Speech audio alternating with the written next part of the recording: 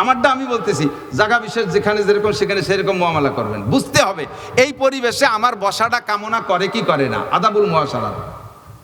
দলে দলে উলামায়ে কেরাম আইছে, দলে দলে সাধারণ মানুষ আইসে মুসাফা করে করে হুজুরের ওই খানকা ভরিয়ে ফেলাইছে।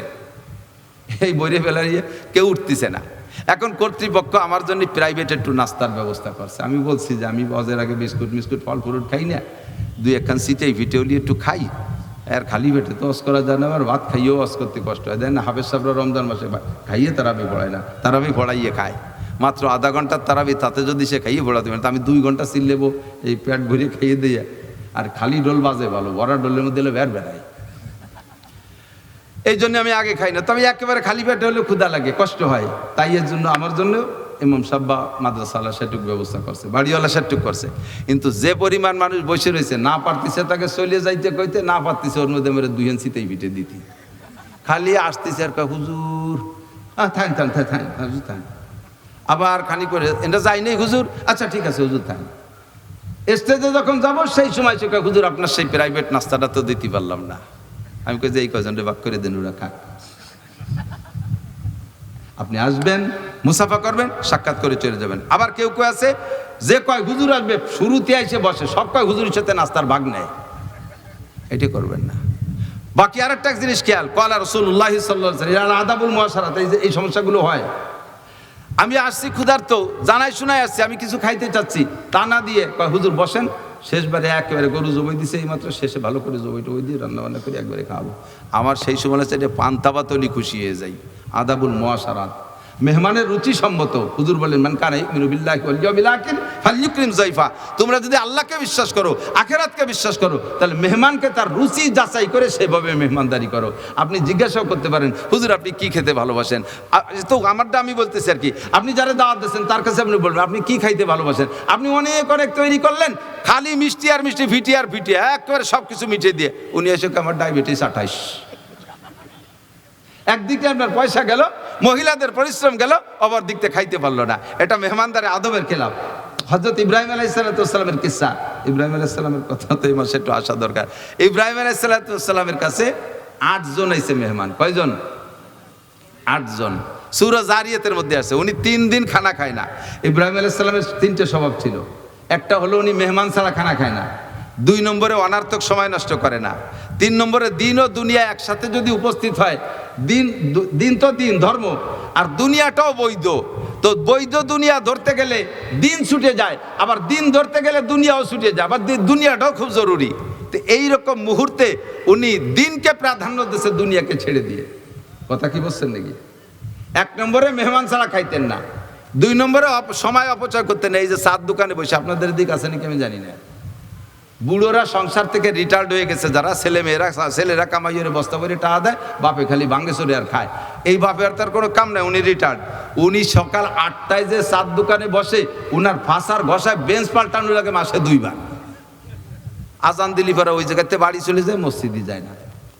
এই যে সময় নষ্ট, কিয়ামতে আল্লাহর কাছে জবাব দেওয়া লাগবে। ইব্রাহিম আলাইহিস সালামকে আমি যেখানে বসা আছি এখান থেকে উঠে ওই জায়গা আমি বসি না, যদি ওই জায়গা আমার এই 2টে লাভের একটা লাভ না পাই। একটা হলো ওখানে উঠে বসলে যদি আমার আখিরাতের লাভ হয়, তাহলে এই জায়গার থেকে ওই জায়গা যেয়ে বসবো, নাহলে বসবোই যেহেতু, তো এখানেও বসা ওখানে বসতে, ওই জায়গা বসবো কেন? আমার ঘরে বসা, আমার মসজিদে বসা, আমার মাদ্রাসায় বসা, ওয়াজের মাঠে বসা, এখানেও বসা, চার দোকানেও বসা, ও জায়গা বসলে দুনিয়ার পচা দরবার। কথায় কথা আইছে যা না কই পারি না। চার দোকানের 2টি নাম, কয়টা নাম খেয়াল করেন? 7 দোকানের কয় নাম আমাদের বাংলাদেশে? একটা হলো দারুল ইফতা, ওলামায়ে কেরাম বলছে দারুল ইফতা বলে যেখান থেকে ফতোয়া সাপ্লাই হয়, যেমন খুলনা দারুল উলুম, গোলাম মুফতি গোলাম রহমান শাহ ফুলবাড়ি গেট মাদ্রাসা, এগুলো হলো দারুল ইফতা। এই জায়গাতে ফতোয়া সাপ্লাই হয়। আমাদের দেশের সব 7 দোকানগুলো দারুল ইফতা, ওইতে ফতোয়া সাপ্লাই হয়। হুজুর বৈঠে রয়েছে প্রিন্সিপাল স্যার, হুজুরের কাছে একজন জিজ্ঞেস করছে হুজুর এই মশালাটা কি হবে, উত্তর কি? তো হুজুর ভাবতেছে যে কি বলবে, এর ভিতরে আরে কপাল, বিড়ি খাওয়া মুফতিরা জাইড়িয়ে দিচ্ছে ফতোয়া, বিড়ি দুমো আর মশলা বক বক করে বাড়িতে দিতে, অথচ আগে সোচনা মুইতে পানি নেয় না। এলো দারুল ইফতা। 2 নম্বর হয়েছে এই 7 দোকান করেছে মিনি সংসদ ভবন। ওই জায়গা যারা বসে এরা অনির্বাচিত এমপি, ভোট টোট কিছু লাগে না, বুদ্ধি ঠিলিয়ে এই বর্তমান এমপি সাহেব বলদ, কিছু বোঝে না, তারেক জিয়া বলদ, বিরোধী দল বলদ, ও হুজুর বলদ, সে হুজুর বলদ, বুদ্ধিমান কয়টারে কেউ ভোট দিল না, তাই চার দোকানে বসে গাপসা তিতালে তাই। এই যে ভাও সময় নষ্ট, সময়ের মালিককে। মহিলারা বসে কাম নাই কাজ নাই, এদিক থাকেন, মহিলারা রিটায়ার্ড হয়ে গেছে সংসার থেকে। একটু জবাব দেন মুরব্বীরা।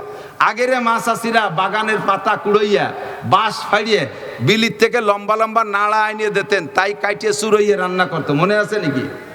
ঠিক না? আর এখন সব অটো, রাইস কুকার, তারপরে পেশাব কুকার, নাকি প্রেসার কুকার। প্রেসার কুকারে 3 ফুসি গোস্ত হয়ে যায়, রাইস কুকারে চুলো লাগে না, ঘর বাড়ি লেপা লাগে না, দুয়া বুয়া সব পাকা পোস্তা, উঠোনো পাকা হয়ে যাচ্ছে, কারেন্টের ফ্যান, কোনো কিছু লাগতেছে না। আগে বাচ্চা কাচ্চা হওয়ার আগে 40 কেন কুটি খেতা বানাইতো, মনে আছে নাকি মহিলারা? এখন সে কুটি খেতা নাই, প্যাম্পাস কিনে সব সাফ করে দিচ্ছে। এরপরে শীতকাল আসলে ল্যাপ সেলাই সব বাদ, কম্বল কিনে নিয়ে আসো। এরপরে সুন্দর সুন্দর কাঁথা সেলাই করতে মুরব্বীরা বলেন, এখন সে কাঁথা আছে নাকি? 150 টাকার কম্বল হয়ে গেছে তার পরিবর্তে। আগে খেজুরি পাতা দিয়ে বাটি বুনইতো, এখন সে বাটিও লাগতেছে না, 250 টাকা দিয়ে প্লাস্টিকের বাটি। সব কাজের থেকে মহিলাদেরকে রিটায়ার্ড করে দিছি। এখন তাকে সময়টা কাজে লাগাবে কোন কাজ? ফেসবুক আর ইউটিউব আর গুগলের মধ্যে ডুইয়ে বগল চিপতি তালে রয়েছে। দুনিয়ার আকাম 2-3 ছেলে মেয়ে ফেলাই তুইয়া আগেই বলে নিছি, আইলিও জালিও যা আসে তাই কব। আজকে এদিকটা খান, 2-3 ছেলে মেয়ে ফেলাই রেখা মা আর একজনের সাথে চলে যাচ্ছে। এই অ্যাক্সিডেন্ট কি এদিক ঘটে? আছে না? এটা আন্তর্জাতিক সুন্নত হয়ে গেছে, এটা আন্তর্জাতিক সুন্নতে পরিণত, নবীর সুন্নত না, শয়তানের সুন্নত। এই জাতীয় মহিলাদেরকে দেখে কুত্তই বমি হইয়ে দেয়। কুত্তই শুনতে পারলি ওই এলাকায় থাকে না, না এখানে আমার তা ঠিক হবে না। এরা আমাকে চাইতে কয়েক গ্রেড উপরে, এরা ক্লাসে উঠে গেছে। মানুষকে আল্লাহ তাআলা বলেন, ওয়ালাকাদ জারানা লি জাহান্নামা কাসীরাম মিনাল জিন্নি ওয়াল ইনস লাহুম কুলুবুন লা ইয়াফকাহুনা বিহা ওয়া লাহুম আযানুন লা ইয়াসমাউনা বিহা ওয়া লাহুম আয়ুনুন লা ইবসিরুনা বিহা উলাইকা কাল আনআম বাল হুম আদাল্লু উলাইকা হুমুল গাফিলুন। আল্লাহ পাক বলেন, এক শ্রেণীর মানুষ জিন আর ইনসানের জন্য আমি জাহান্নাম তৈরি করেছি। তারা কারা? যাদের দিল আছে বুঝবে না, ব্রেন আছে বুঝবে না, মাথা আছে, সায়েন্স বোঝে, বিজ্ঞান বোঝে, অঙ্ক বোঝে, ইংরেজি বোঝে, বাংলা বোঝে, ক্রিমিনালি বোঝে, ফটকামি বোঝে, তারপরে ফাঁকিবাজি বোঝে, দুকাবাজি বোঝে, সব বোঝে, আলহামদুলিল্লাহ বোঝে না। এই জায়গায় আবাল চাইছে না, আমার হয় না, আমি এড়ালাইছি চাইছে যায়, আউ মাউ খামে পড়ে। যা বোঝার দরকার তা বোঝে না, জান্নাত বোঝে না, জাহান্নাম বোঝে না, নবী বোঝে না, আখিরাত বোঝে না, আল্লাহ বোঝে না, কুরআন বোঝে না, হাদিস বোঝে না, ফরজ বোঝে না, ওয়াজিব বোঝে না, সুন্নাত বোঝে না, ক্রিমিনালি বোঝে, টন মারা বোঝে, মন মারা বোঝে, ফাঁকিবাজি বোঝে, গালাগালি বোঝে, মদ গাঁজা বোঝে, দুনিয়ার সব বোঝে, এই বোঝে না এক। তাদের কান আছে শোনে না, শোনে না মানে বয়রা তা না, সব শোনে, যা শোনার দরকার তা শোনে না। কথা কন, সময় বেড়ে যাচ্ছে বিদায় ব্যাখ্যা বেশি বাড়াচ্ছি না। 3 নম্বরে তাদের চোখ আছে, যা দেখা দরকার তা দেখে না, দেখে যাইয়া Facebook, YouTube, Google, game, television. আর তো শুরু হয়ে গেছে আল্লাহু আকবার। আপনাদের এদিক এই পতাকা আসছে কিনা আমি জানি না, আমাকে পাশে শুরু হয়ে গেছে। গোপালগঞ্জে তো গোপালের গোপাল, গোপালগঞ্জ গোপালিকা গোপাল, বহুত গোপালের আড্ডা। 3 ভাগের 1 ভাগ ভোটার পাইকারি হিন্দু। সেই হিন্দু 7 পাড় জলিল পাড় ওই জায়গা ফেসবুকে দেশে দেখছেন, বিশাল করে হযরত মাওলানা মেসি রহমতুল্লাহ আলাইহির মূর্তি বানাচ্ছে। জোরে কর নাউজুবিল্লাহ, আস্তাগফিরুল্লাহ, লানাতুল্লাহি আলাইহিল কাযিবিন, লানাতুল্লাহি আলাল কাযিবিন। এই মুসলমান, যার যেটা ভালো লাগে সেটা চেঞ্জ। আমি বললে হয়তো আপনার কলজে আঘাত লাগতে পারে, ভালো করে জানাই দেই, আমি কোনো তো ফুটবল হারাম অত দেখবই না। তারপরও এই যে ইসরায়েল আর গাজা যুদ্ধ হয়েছে না, যারা সংবাদ দেখেন তারা একটু সাক্ষী দেন তো। এই গাজার পক্ষে, ফিলিস্তিনের পক্ষে আর্জেন্টিনা ছিল না ব্রাজিল ছিল? 100 বার ব্রাজিল ছিল। এই ব্রাজিল হারতে হারতে মাটির তলেও যদি চলে যায়, তারে সমর্থন করতে বলতেছি না, মনের থেকে একটা টান আসেই যায়। সৌদি আরব যত আকাম করুক, ভারত আর সৌদি আরব ফুটবল খেলা হবে আর সেই জায়গায় আমি ভারতের পক্ষ নেব, হতেই পারে না। যতই সৌদি আরব খারাপ হোক, আমার নবীর দেশ। মুসলমানের নামের উপরে যে যেখান থেকে সমর্থন জানাবে, মুসলমানের নামের উপরে যে যেখান থেকে সমর্থন জানাবে, আমি তার আর মুসলমান মুসলমানদের সাথে বিপক্ষের মুসলমানদের বিরোধিতা যে করবে আমি তার চিরশত্রু, সে আমার চিরশত্রু। আল্লাহ নিজেই শিখে দিয়েছেন লা তাত্তাখিযুল ইয়াহুদ ওয়ান নাসারা আউলিয়া। বাপের টাকায় দিয়ে ফিলিস্তিন গাজার নামে একটা পতাকার মোহাব্বত হলো না, আর একটু ফুটবল খেলা রাতভর দেখবা, চোখের মালিককে একটু কন্যাকে সিনেই নিয়ে যাবে। রাত্রে দাঁড়ায় দাঁড়ায় তাহাজ্জুদ পড়তে পারতে, তানা পড়িয়া তুমি টেলিভিশনের সামনে দাঁড়ায় রইছো। রাত্রে কোরআন শরীফ পড়তে পারতে, তানা পড়িয়া ফেসবুক খুলে, ইউটিউব খুলে, গুগল খুলে তার মধ্যে ঢুকে বসে রইছো। চোখের মালিককে কেড়ে নিয়ে যাবে, জবাব দেওয়া লাগবে। মা বোনরা ওই হয়ে গেছে, এখন রিটায়ার্ড করে দিয়েছি সব কাজের থেকে, কিচ্ছু করা লাগতেছে না, দুধও খাওয়ানো লাগে না, বাচ্চাদেরকে ফিডার কিনে নিয়েছে। বাচ্চা ডেলিভারি দিতে যে কষ্ট তাও বাদ পড়ে গেছে। বাচ্চা আসার সাথে সাথেই ভ্যান চালানো হোক, কিচেন কামলা দিয়ে আলা হোক না কেন, পয়সা গোছাতি তালে থাকে, সিংকাটি বারোই নিয়ে আসবে, বোর যাতে কষ্ট নয়। সব দিক দিয়ে রিটায়ার্ড করে দিছি। তো এই অতিরিক্ত সময়টা তো কাজে লাগাতে হবে, তাই লাগায় যত আকাজের মধ্যে কথা কন, এদিক তো নাই ঝামেলা। এরপরে যা করবি করবি, এই ফেসবুক দেখতে দেখতে, টিকটক খেলতে খেলতে এরপরে চলে লাইনটা করে ফেলাইছে। 2-3টে ছেলেমেয়ের মা, সে 16-18 বছরের পোলার সাথে চলে যাচ্ছে। যখন কইছে উলাইকা কাল আনআম, এই মানুষগুলো পশুর মতো, তার মানে কুত্তর মতো। একটা পশুর উদাহরণ নাম দিলাম আর কি, কুত্তর মতো। কুত্তই শুনে চেতে গেছে, কি আমরা মানুষের মতো আর মানুষ আমাকে মতো হতেই পারে না, একথা মানি না। কারণ আমাদের ঘরে তো বাচ্চা কাচ্চা হয়, কুকুরের বাচ্চা কাচ্চা হয়েছে না, এই যে শীতকালে তো হয়েছে, ওকে ডেলিভারি সিজন শেষ, 63টা কুত্তর 3-4টে বাচ্চা। এই বাচ্চাগুলো যতদিন পর্যন্ত স্বনির্ভর হতে না পারে, আত্মরক্ষা ক্ষমতা অর্জন করতে না পারে, ইনকাম করে খাওয়া না শেখে বাচ্চারা, অতদিন পর্যন্ত মা ওই ছোট বাচ্চাকে ফেলে রেখে কোথাও যায় না। নাই তাদের একটা প্যাম্পাস, নাই তাদের একটা জ্যাকেট, নাই একটা গেঞ্জি জাঙ্গিয়ে, নাই একখান কাঁথা, নাই তাদের ঘর বাড়ি, পরের খড়ের মাচার নিচে থাকে, সাইকাদার মধ্যে ওইগুলো নিয়ে থাকে কায়দা বায়দারিয়ে। যত দামি দামি কুত্তই আসুক না কেন, ওই মহিলা কুত্তরে যদি ওই বাচ্চা কাচ্চা ছোট থাকতে কোনো প্রকার কল দিক আর মিস কল দিক, ও কিন্তু আর রিসিভ করে না। ও একটা ধমক দেয়, হ্যাঁ স্যার আমার এই ছোট মোটো তুই কোন জায়গা যাবো, হ্যাঁ এগুলো এখনো কামাই রেখা আসে নাই, এরা বড় আগামী কাতি মাসে দেখা করিস। ও তারিখ দিয়ে দেয় 1 বছর পরে।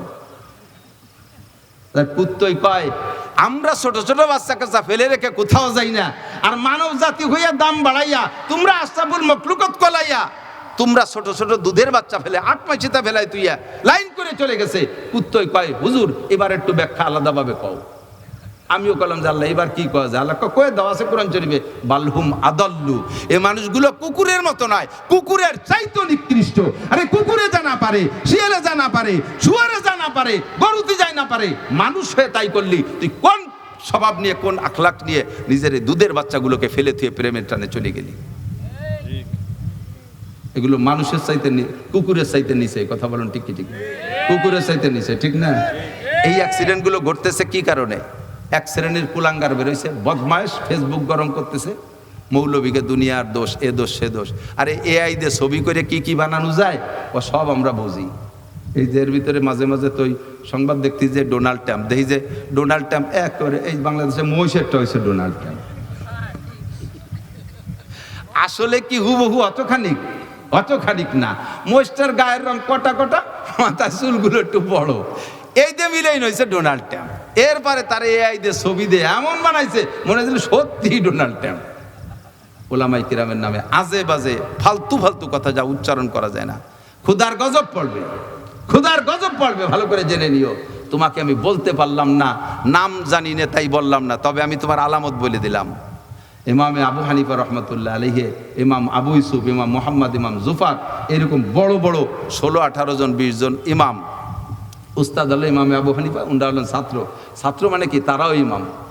পাহাড়ের পাদদেশে ছায়া জায়গা গোল হয়ে বসে আসরের পরে মসলা মাসাইলের আলোচনা করতেছে। এইরকম একটা ফুটবল খেলা মাঠের পাশে, 22 জন পেলে আর মাঠে ফুটবল খেলতেছে। ওই জায়গা থেকে ফুটবলে একটা শট মারছে, ফুটবলটা আইসে এই হুজুরদের খোটের মধ্যে পড়ছে, ওটা গোলে বসে মাঝখানে খোলে, বলটা পড়ে একবার এই হুজুরের সাথে একবার হুজুরের সাথে এইভাবে ঠেলা ধাক্কা খাইয়া মাঝখানে যে দাঁড়াইছে। ওরা 22 জন আইসে বল নীতি, এক একজন করে কাছে আইসে, আমি পারবো না, ওই হুজুরকে দেখে ওর মধ্যে যাইয়ে বল নেবে, চাইতেও সাহস পাচ্ছে না, ভিতরে ঢুকতেও সাহস পাচ্ছে না, চলে গেছে। 21 জন চলে গেছে। লাস্টে একজন বলতেছে, কাপুরুষ, ফুটবল খেলতে আইছো, এইভাবে তার বাংলায় যা বলার দরকার। মহিলাকে মতো এরকম বোরকা মুড়ি দিয়ে বসে থাকলি ওই বল কি মৌলবীরা তোমাকে আগেই দিবে না? দাঁড়া, বল আমি নিয়ে আসি। ওই হুজুরদের খোটের মধ্যে লাফ দিয়ে যেয়ে বলটা নিয়ে এসে খেলা শুরু করে দিয়েছে। ইমামে আবু হানিফা বললেন, যেই ছেলেটা এই বল নিয়ে গেল, তোমরা একটু খবর নিয়ে দেখো, এই ছেলেটার জন্মের মধ্যে দোষ আছে, জন্মের মধ্যেই দোষ আছে। হয় ডাইরেক্ট হারামজাদা, নইলে ইনডাইরেক্ট হারামজাদা। ডাইরেক্ট হারামজাদা হলো ওরে জন্ম দিয়েছে ওর মার স্বামী না, ওরে জন্ম দিয়েছে অন্য কোনো জায়গা, ওর বাপ ওর মা প্রেম করে সেখান থেকে ওরে জন্ম দিয়েছে, এটা হলো ডাইরেক্ট হারামজাদা। হারামজাদা মানে জাইরুল বাচ্চা, বাংলা না করলে হয় না। আর ইনডাইরেক্ট হারামজাদা মানে তার বাপেরই সন্তান, কিন্তু তার মায়ের সাথে তার বাপের যে টাইমটা মিলন হারাম ছিল, মাসিক অবস্থায় মিলন হারাম, ওই মাসিক অবস্থায় মিলন হলে অনেক সময় গর্ভধারণ করে, ওই ডাইরেক্ট হারামজাদা। নইলে এইভাবে নিষিদ্ধ টাইমে মিলনের পরে এই সন্তান জন্ম নেছে, নইলে এত বড় উলামায়ে কেরামের ক্ষেত্রের ভিতরে থেকে এইভাবে বেয়াদবিমূলক আচরণ করে বল নিতে পারে না। খুঁজে দেখো, খুঁজে দেখো, জন্মের মধ্যে দোষ আছে। কয়েকদিন পরে ইমামদের মধ্যে একজন এসে বলছে, হুজুর পাইছি, এই সত্যি ডাইরেক্ট হারামজাদা না, ইনডাইরেক্ট হারামজাদা পাইছি। ওরে কিভাবে? ওর বাপ আইছিল আমার কাছে মশালা শুনতে, যে হুজুর ঘটনা তো একটা ঘটিয়ে গেছে, কি ওর নফসের সাথে পারি নেই, এই তো হয়ে গেছে, আমার তো সন্দেহ হচ্ছে যে ওই মিলনেই সন্তান গর্ভধারণ করছে। এখন কি? এখন তো শরীয়ত তো বাচ্চা পেটে এসে গেলে বাচ্চার তো দোষ না, দোষ করছে তার মা বাপ, কাজেই এর জন্য তওবাতিল্লাহ ছাড়া আর কিছু সদকা মাত্রা দেওয়া ছাড়া আর কিছু কি করা যেতে পারে? এর জন্য কোনো বিচার আচার পানিশমেন্টও শরীয়তে বরাদ্দ নেই। তো আমি পরে খবর নিলাম যে হুজুর ওই যে সেই ছেলেটা, ওই যে সেই ছেলেটা। কাজেই উলামায়ে কেরাম ধর্ম, আল্লাহ, রসুল, কোরআন, হাদিস তথা সহিহ ইসলাম, দাওয়াত ও তাবলীগের এবং ইসলামী যে কোনো সংগঠনই হোক না কেন, উলামায়ে কেরাম তো পরিচালনা করে এই ইসলামী। তাই বলে হিজবুত তাওহীদ না, হিজবুত তাওহীদ পরিচালনা করে উলামায়ে কেরাম না। এই যে উলামায়ে কেরামদের সাথে যারা বেয়াদবি করতেছো, যারা ফেসবুক গরম করতেছো, যারা আজে বাজে লিখতেছো, আমার বিশ্বাস ওই ডাইরেক্ট হারামজাদা, নইলে তুই ইনডাইরেক্ট হারামজাদা। তোর বাপ বড় ধানের ভিতরে, পাকা ধানের ভিতরে নসিমন চালাইছে। ওদের সমর্থনে যাবেন না, সাবধান, খুব হিসাব করে কথা বলবেন, খুব সতর্কতার সাথে চলবে। এই যে চোখ নষ্ট করতেছে কিসে? সময় নষ্ট করতেছে ওইতে, কথা বলেন ঠিক না? আল্লাহু আকবার।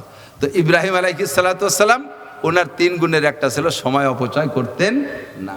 আপনিও সময় অপচয় করেন না, সময়ের কাজে লাগান। ইগতানিম খামসান, 5টা জিনিসকে কাজে লাগান, গনিমত মনে করেন। কবলা খামসিন, বিপরীত 5টা আসার আগে।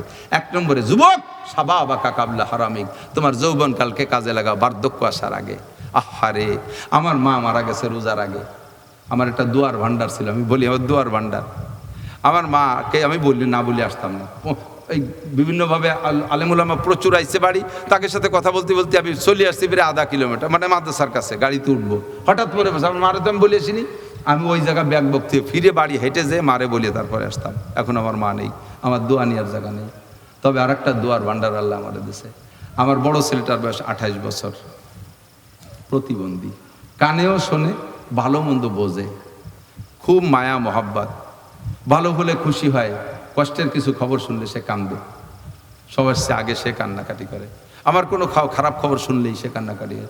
উমরায় গেছি, শুনছে যে এখন যুদ্ধের বিমান বন্ধ হয়ে গেছে, আমি আসার আগ পর্যন্ত এই 13টা দিন ধরে কাঁদছে। আসার পরে খুব খুশি, আমার এই আদ্যটাই নিয়ে বুকির সাথে জড়ায়, কথাও বলতে পারে না, পেশাব পায়খানা বিছানে করে, আমাকে পরীক্ষা নিচ্ছে আল্লাহ তাআলা। আমি ওরে বলি আসি, আব্বু আমি মাহফিলে যাচ্ছি, আমি মাহফিলে যাচ্ছি, দোয়া নিয়ে আমি বাড়ির থেকে বের হই। মুরব্বীদের দোয়া খুব জরুরি। আব্বা মার সাথে সুসম্পর্ক রাখবা। শাবাবাকা কাবলা হারামিক, যে কথা বলতে চাইছি, আমি যৌবনকালে প্রথম সময় খুব জোরে জোরে চিল্লাই চিল্লাই কথা বলতাম। আমার মা শুনতো কের কাছ থেকে যে ও খুব জোরে কথা বলে, মা আমারে বলতেছে, বাবা একটু আস্তে কথা বলো, একটু আস্তে কথা বলো। সুটপার হুজুর রহমতুল্লাহ আলাইহি আমারে বলেন, বাবা একটু আস্তে কথা বলো। আমি বলতাম যে হুজুর যে কথাটা যেরকম ওই জোরে না কইলে পারা আমার মনে হয় যেন হিট করতেছে না, হুজুর বললেন এমনি একদিন সোজা হয়ে যাবা। আমার চাচাজান মৌলানা আব্দুল ওয়াহাব সাহেব রহমতুল্লাহ আলাইহি ছিলেন চন্দ্রদিঘিল মাদ্রাসার প্রতিষ্ঠাতা মোহতামেম। তো চাচাজান খুব রসিক ছিলেন, ছোট ছোট চুটকি বলতেন। তো এক বুড়ো চার দোকানে যাই এক যুবকরে বলতেছে, এই তোর বাপের নাম কি? কয় অমুক। তোর বাপার আমি তো একসাথেই তো স্কুলে পড়ছি, এই জায়গা বুড়ো হয়েছি দুজনে একই সাথে, এতে এই জায়গায় বসে দুজনে কাশিয়ে পাল্লা দিতাম। চার দোকানে বসে তোর বাপের সাথে আমি কাশিয়ে পাল্লা দিতাম, কিটা বেশি কাশতে পারে। কাশ মোটে শুরু হলিয়ে থামতো না। তোর বাপ কি মরে গেছে নি? দেই নে। না কাকা আছে পাইছে, মরে গেলে তো শোক সংবাদ শুনতেন। কথা তো ঠিকই। কি অবস্থা? সে কাশের কি অবস্থা? কাশ সারিয়ে গেছে।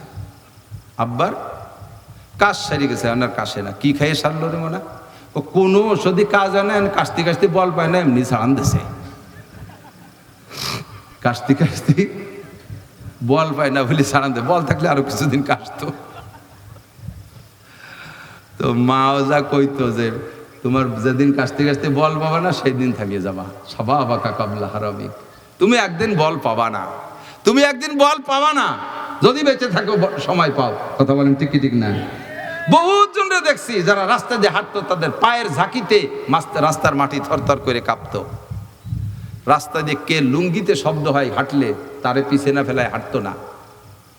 আর সেই লোকটা এখন একা রাস্তায় যাই দেখে 3 কিলোমিটারের মধ্যে কেউ নেই, একা একা পিছে বুড়িয়ে যায়, কেউ নেই, একা পিছে বুড়িয়ে যায়। যার কথা ছিল আসরের সময় জাতি মাগরিব হয়ে গেছে, পিছে বুড়িয়ে গেছে না। সমস্যা কোথায়? এই দিন আসার আগে এই দিনরে কাজে লাগাও। তুমি এই যে 1 মাস পর্যন্ত মেসির খেলা হবে, 11 তারিখের থেকে দাওয়াত দিয়ে দিচ্ছি আমি, তাই নাকি? শুনছি যা 11 তারিখের থেকে পরে জুনের 11 তারিখ থেকে এপ্রিলের কয় তারিখ? 19 তারিখ এই পর্যন্ত খেলা হবে। তুমি যদি এই পর্যন্ত খেলা করতে, আশা করি ম্যাচ করবা না, রেডি টেডি হয়ে গেছে অনেক কিছু নিয়ে, সাবধান। এর ভিতরে যদি তুমি খেলা দেখা অবস্থায় মারা যাও তাহলে কি জবাব দিবা? যৌবনকালে তুমি সারা রাত দাঁড়ায় যেমন খেলা দেখতে পারছো, যৌবনকালে ইচ্ছা করলে সারা রাত দাঁড়ায় তাহাজ্জুদের নামাজ পড়তে পারতে। যৌবনকালে তুমি বাইসাইকেল চালাইয়া উড়াকান্দি ঠাকুর বাড়ি গেছে গোপালগঞ্জের কাশিয়ারি, ইচ্ছা করলে যৌবনকালে বাইসাইকেল চালায় চরমোনায় যাইতে পারতিয়া, সরসিনে যাইতে পারতিয়া, তবলিগে যাইতে পারতে, টুঙ্গি ইস্তেমায় যাইতে পারতে। তা কি তুমি গেছো? ও জায়গা মজা নাই, ও জায়গা আনন্দ নাই। দুনিয়ার আনন্দ বেশি দিন টেকবে না, সাবধান। বলতে যে অনেক সরে চলে গেছি, অনেক মুসাফাও বললাম, আমল করবো তো ইনশাআল্লাহ। একবার কে সাথে মুসাফা করে হাতে ঝাঁকি দিলে সগিরা গুনাহ ঝরে যায়, কোন সুবহানাল্লাহ। তাই বলে প্রেমিকার হাত ধরে ঝাঁকি দিলে সগিরা গুনাহ ঝরে, তা বা গুনাহ ঝরে। যে হুজুর কইছে মুসাফা করে যাই দিলি সগিরা গুনাহ, দর্শক কোন জায়গা তাত খেয়াল করতে হবে না। একজনে মাথায় পাগড়ি বাঁধিয়ে নামাজ পড়তেছে, মুসল্লিটা কয় হুজুর এই গরমের মধ্যে অত বড় খেতা বাঁধছেন কে মাথায়? কয় যে শয়তান কি খেতা নিকে, তো পাগড়ি। লাভ কি? পাগড়ি বেঁধে নামাজ পড়লেই 70 গুণ নেকি হয়, যে কোনো একটা কাপড় দিয়ে পাগড়ি বেঁধে নামাজ পড়লি। ওকে যে এত বড় লাভ তো আমি বুঝিনি কোনোদিন। দই এই লুঙ্গিটা খুলে মাথা বেঁধে ফেলেছে। তা লুঙ্গি খুলে পাগড়ি বানলে কি 70 গুণ সে হবে। খরচ ছাড়িয়ে দিয়ে তুমি মাথা বাঁধছো পাগড়ি। খেয়াল রাখতে হবে আসলটা যেন ছুটে না যায়। কথা বলেন সবা বাকা কাবলা হারাম। তাহলে 1 নম্বরে সালাম ঠিক রাখবেন, মুসাফা ধরবেন। কোন জায়গা ধরে জাকি দিলে? স্বামী স্ত্রী দুইজনে নির্জন কক্ষে যে সর্বপ্রথম হাতে হাত দিয়ে মুসাফা করে জাকি দেবেন, সগীরা গুনাহ মাফ। দুইজনে নির্জন কক্ষে যাইয়া কুলাকুলি করে গলা জড়ায় ধরবেন, ছেলে মেয়ে নাই সব চলে গেছে, দুইজনে আছেন এই রুমে, গলা জড়ায় ধরবেন। বুড়ো হন আর গুড়ো হন আর যুবক হন, গলা জড়ায় ধরবেন।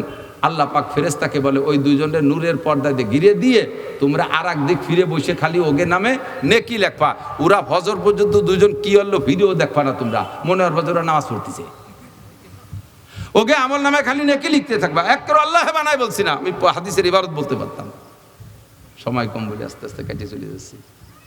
তাহলে 2 নম্বর হলো আমরা সালামটা ঠিক রাখবো। তারপরে কি বলছি? আফসুস সালাম ও আতে হইমুত তাআম। আরেকটা দিক দেখান। শুধু এই আজকে মনোবদ্ধ জাতি পারবো না, দেখবে সময় বেশি গেছে। গরমকালে শীতকালের 2 ঘন্টা ওয়াজ করা আর গরমকালে 1 ঘন্টা ওয়াজ করা, নাক তাইলে জ্বলতেছে না, খুব কষ্ট হয়ে যায় বেশি।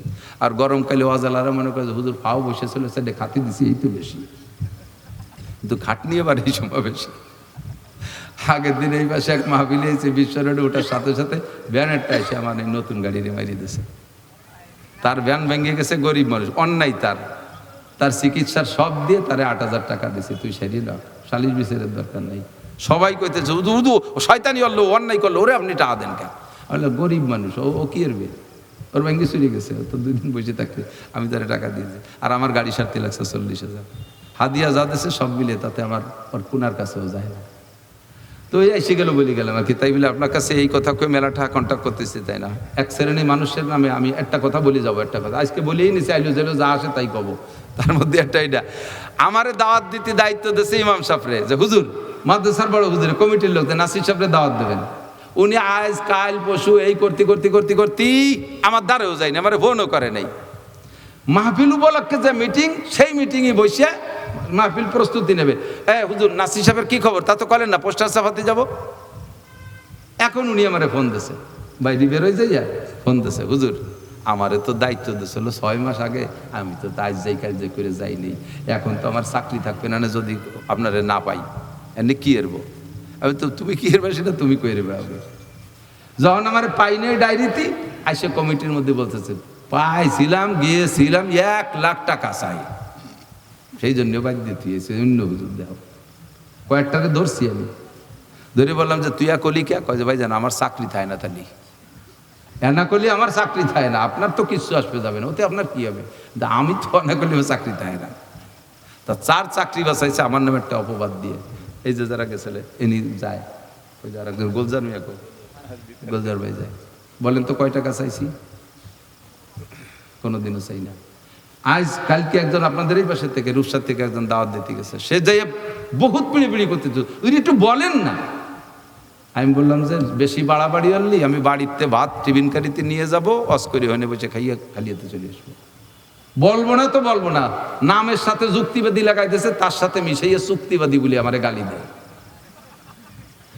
আমি চুক্তি যদি করে থাকি, যাদের সাথে যদি করে থাকি, অনেক সময় হয় কি, একটা কথা একেবারে হাত ধুয়ে যাচ্ছি না, অজের পরে আমার আসতি খরচ হয়েছে যে পরিমাণ, এনভেলপের মধ্যে টাকা দিয়েছে তার সাথে অর্ধেক, তখন তো একটু সেন্টিমেন্টাল লাগে, তখন এতটুক বলি এটা কি বিবেচনা করলেন।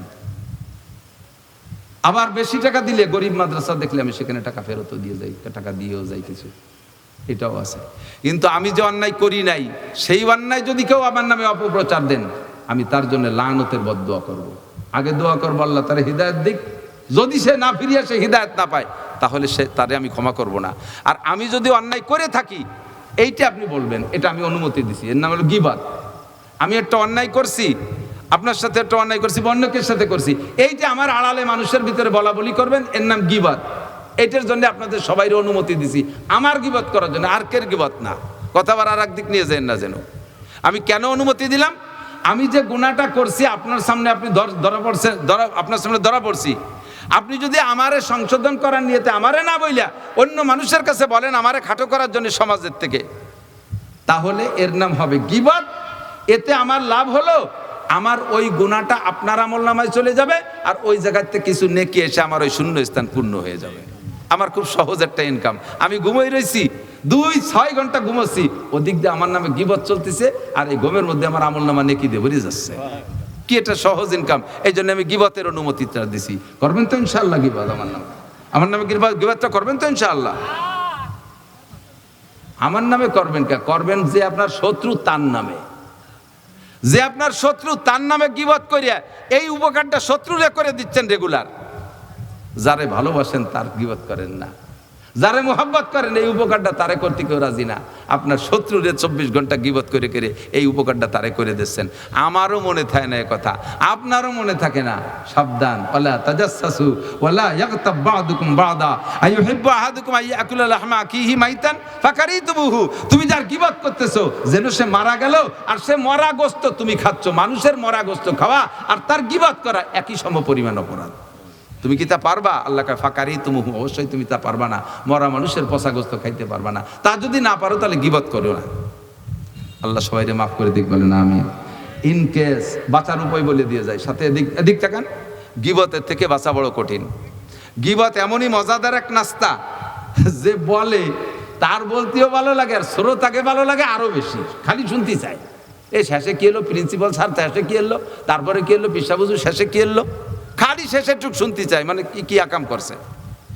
যদি উনি থামিয়ে যায় ওই আর ওই খোঁজ বলে শেষের টুক তো করলি না, এত মজা কি বাতে, কইয়েন আমার নামে কইয়েন, আর কেন নামে কইয়েন না। আল্লাহ সবাই হেফাজত করুক না। আমি রাত বেশি হয়ে যাচ্ছে তো তারপরে একটা কথা কি, আফসুস সালাম ওয়া আতিমুত তাআম, এই কথাটার দিকে চলে যাই। আতিমুত তাআম, গরিব রে খাওয়ান। কুরবানির মাস, নড়েন না, পেশাব আসলে এক আঙ্গুল দেখায় যাইয়েন।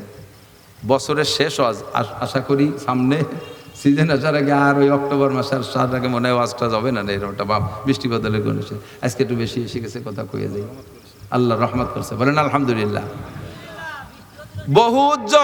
বহুতজন কুরবানি করছে, আবার বহুতজন করে না। এরকম আছে না, তৌফিকালারা কুরবানি করে না, এরকম আছে না নাই? বহু তৌফিকালারা কুরবানি করে না। আমার কাছে ধরা পড়ে, আমি বললাম কাকা কুরবানি করবেন না? আরে বাবা, সে টাকা পয়সা সবই ছিল, যা খাবে যারা তারা বাড়ি আসবে না। এই কুরবানি খাবে যে শগুনরা, সে শগুনরা বলে বাড়ি আসবে না। ওনার শগুন একটা থাকে চট্টগ্রাম, একটা থাকে সিলেট, একটা দূরে থাকে ঢাকা। এই শগুনরা বলে বাড়ি আসবে না। তোমার শগুনের পাল, তারা 2 লাখ টাকা দিয়ে গরু কুরবানি দিচ্ছে। অবশ্যই আল্লাহ তাআলা তাদেরকে তৌফিক দিয়েছে, তারা ডেলি 2-5 কেজি গরুর গোশত কিনে খাইতে পারে।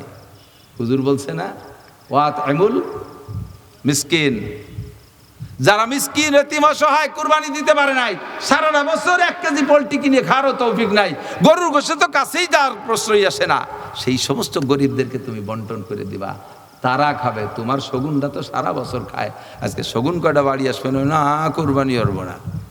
বুড়োরে টাকা দিয়েছে 3 লাখ, এমন কায়দা মতো ক্রিমিনাল বুড়ো, 3 লাখ টাকার 2.5 লাখ টাকা ব্যাংকে থুইয়ে 50,000 টাকা নিয়ে গরুর হাটে যে কায়দা মতো প্যারালাইসিসের রুগী একটা কিনে ভ্যানেরি নিয়ে আইছে বাড়ি। আচ্ছা, এই গরু একটা শূন্যমূন্য কিনে তার ভিতরে আসল গোস্ত যেটুক, তা আবার জিন্দা কবর, ফ্রিজ, ডিপ ফ্রিজ, নাম হলো জিন্দা কবর। এই জিন্দা কবরের মধ্যে গাদাইয়ে ভরে থুয়ে কতগুলো আড় নিয়ে বইছে আড়িতে।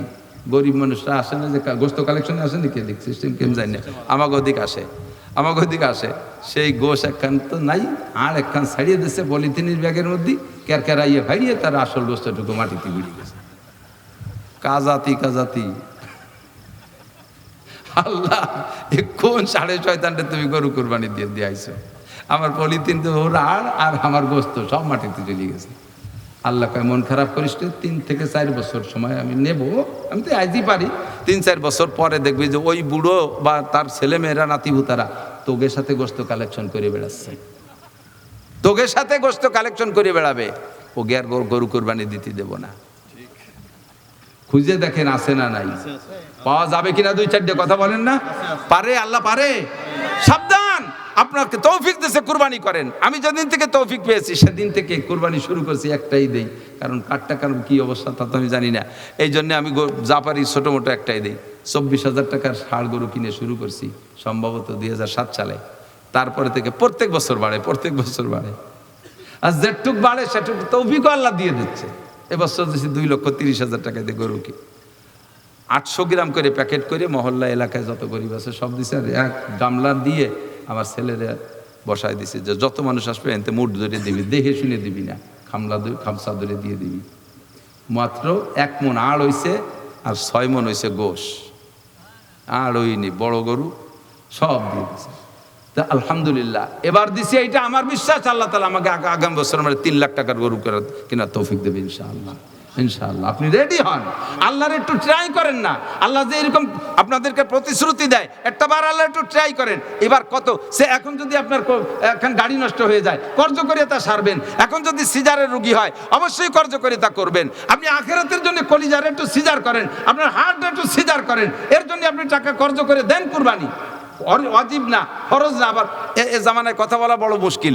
এ কয়ে দিবার আর যে নাসির হুজুর কইছে কর্জ করে কুরবানি দেওয়া ওয়াজিব, বুঝাই দেয় একটা, বুঝে যায় আর একটা। আমি বলছি ফরজান ধরে নেন, কত কাজই তো কর্জ করে করেন। এটা বিকুল্লি শারতি মিনাস সুফি হাসানা, প্রত্যেক এক একটা লোমে নেকি পাবেন কোথায়? বিকুল্লি কাতরাতি মিনাদ দামে হাসানা, প্রত্যেক এক এক ফুটায় রক্তে নেকি। আগামী কুরবান পাইতেও পারেন, নাও পাইতে পারেন, গেল তো ছুটিয়ে। এই জন্য পাইলে আমি কোরবানি করব। আল্লাহ তাআলা আমাকে আরো বড় কোরবানি করার তৌফিক দান করুক। জোরে বলেন আমিন। আপনারা করবেন তো ইনশাআল্লাহ। আপনাদের এই এলাকার মানুষ প্রচুর উমরা করে, বিশেষ করে এই যে ফকিরহাটের মাওলানা আমির আলী, আমিও সাথে ওই যে আমি যাই আর কি আমির আলীর সাথে। আমি তো আমিরুলের সাথে আমি যাই, খুব যাই। আমার ছেলেকেও পাঠাই দিই, ও নিয়ে সাথে সাথে ঘুরে ঘুরে নিয়ে আসে, খুব যত্ন করে। ওর সাথে দেখছি আসক্ত নামাজের নেকি নিয়ে বাড়ি আসবে। জীবনে কত নামাজ ছুটে গেছে। এই নামাজগুলো আল্লাহ তাআলা ইচ্ছা করলে ওই দিয়ে গ্যাপ পূরণ করে দিতে পারে। অতিরিক্ত যেটা দেবে তাই দিয়ে আপনার ছুটে যাওয়া নামাজের ঘাটতি পূরণ করে দিতে পারে। কাজেই একটু কষ্ট করে বেঁচে যান, ওই জায়গা যাই একটা রোজা থাকেন, একটা নফল রোজা যে কোনো একদিন থাকেন, 1 লক্ষ নফল রোজার নেকি পাবেন। আর জীবনে বহুত ফরজ রোজা কাজা হয়ে গেছে, আল্লাহ তাআলা ওই নফল রোজা দিয়ে ওই কাজার গ্যাপ বন্ধ করে দিতে পারে। আল্লাহর ব্যবস্থা এরকম আছে। কষ্ট পাইছেন আপনারা, ভাষাগত দিক দিয়ে কষ্ট পেয়েছেন আপনারা। তারপরে ওই 3টে কথা বলে শেষ করে দিই। তাহলে আতিমুত তাআম, গরিবরে খাওয়ান। আপনি বহু খাইছেন, গরিবরে খাওয়ান। গরিবরে খাইতে দিলে ভালো তা দেবেন, নষ্ট জিনিস দেবেন না। পচা ভাত পান্তা ভাত দেবেন না, টাকা দিলি ছিঁড়া টাকা দেবেন না, লুঙ্গি দিলি 200 টাকা দামের লুঙ্গি দেবেন না। যে দামের লুঙ্গি আপনি পরেন, আপনি সেই দামের লুঙ্গি দান করবেন। আমি অনেক দিতে পারি না, আমার ছাত্রপাত্র উস্তাদদেরকে আমি যখনই কেউ আমি লুঙ্গি দেই, আমি যে দামের লুঙ্গি পরি, আমি পরার জন্য কিনে নিয়েছি 1300-1400 টাকা দামের লুঙ্গি, গাদা ধরে কিনে নিয়েছি, সেগুলি একটাও পরিনি, সব দিয়ে দিয়েছি। যাও, তারা একটা লুঙ্গি 3 বছর পরে, দামি লুঙ্গি 3 বছর পরে। আর তুমি যে 200 টাকার লুঙ্গি দিয়েছো, 2 বার ধোয়ার পরে মাল কাটিয়ে যায়, ঠ্যাং ফাঁক করে দাঁড়ালিয়ে পাশে এক্সের মতো সব তা দেখা যায়। এই দিয়ে আবার উনি বেচতে কিনতে এসে ওইরকম পাতলা লুঙ্গিতে দোজকের আগুন ঠেয়াতে পারবে, তো ফেরাত করে বুড়িয়ে শেষ হয়ে যাবে।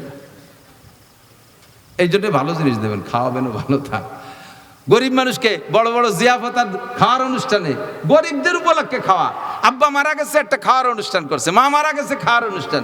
এই খাওয়ার অনুষ্ঠানে চেয়ারম্যান, মেম্বার, এমপি, মাতুব্বার, বড় হুজুর, মাইজি হুজুর, আমি হুজুর, বক্তা হুজুর, এ হুজুর, সে হুজুর, পিস সাপ, দোড়া সাপ, গুক্কু সাপ, কেউটো সাপ, মোটা সাপ গেদে আগে জম্বের খান খাওয়াইয়া, এরপরে গরিবগুলারা বাসতলাতে ঘুরে বেড়াচ্ছে থাল নিয়ে, তাকে বসাই দিয়ে ডাল দিয়ে বড় দিয়ে, ডাল দিয়ে মেরে দিয়ে সব পাশার চামড়া ছুলিয়ে ফেলাই দেবে।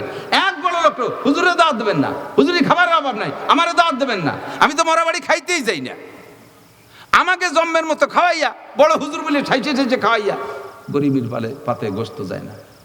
আতিমুত তাআম, খানা খাওয়াইলে যে যার চাহিদা আছে তারে খাওয়ান, বড় লোককে এই সমস্ত দাওয়াতে খাওয়াবেন না, ওখানে গরিবরা খাবে।